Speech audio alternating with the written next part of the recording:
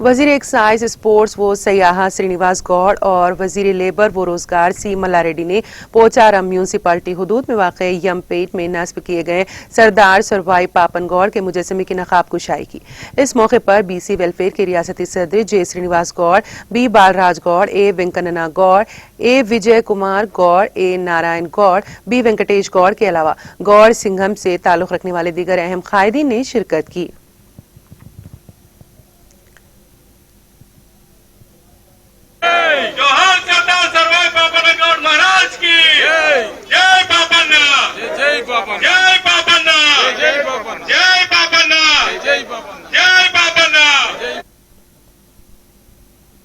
వందల ఏళ్ల సంవత్సరాల క్రితం అనగారి వర్గాల గురించి, పేద బడుగు బలహీన వర్గాల గురించి, తెలంగాణలో ఉన్నటువంటి పేద వర్గాలు ఏ కులమైనా ఏ జాతి అయినా స్వేచ్ఛగా బతకాలని చెప్పి వాళ్ళ గురించి కొట్లాడి రాజ్యాలను స్థాపించి 33 కోట్లకు రాజైనటువంటి గొప్ప వీరుడు సర్దార్ సర్వాయి పాపన్న గారు. కుల వృత్తులకు పన్నెందుకు కట్టాలని చెప్పి కొట్లాడి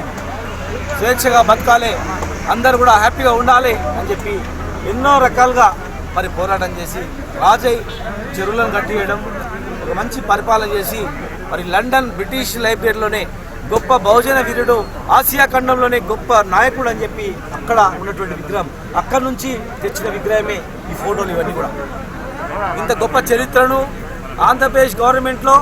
ఎక్కడ కూడా ఆయన చరిత్రనే లేదు సర్వాయి పాపన్న గారు. అంతకుముందు కూడా శివాజీకి సమకాలీనటువంటి సర్వాయి పాపన్న గారిని మరి ఎక్కడ కూడా ప్రాచుర్యం తేలేదు. తెలంగాణ ప్రభుత్వం వచ్చిన తర్వాత తెలంగాణలోని వైతాళికులు కానీ మహానుభావులు కానీ ఎంతమంది కూడా ఇలా విగ్రహాలు పెట్టుకోవడం, వారి ఆశయాలకు అనుగుణంగా చెట్టు పనులు రద్దు చేయడం, స్వేచ్ఛగా బతకడం, మంచి వ్యవసాయం పండించుకోవడం, చెరువులు నింపుకోవడం, ఇరిగేషన్ ప్రాజెక్ట్ చేయడం ఇలా మా గవర్నమెంట్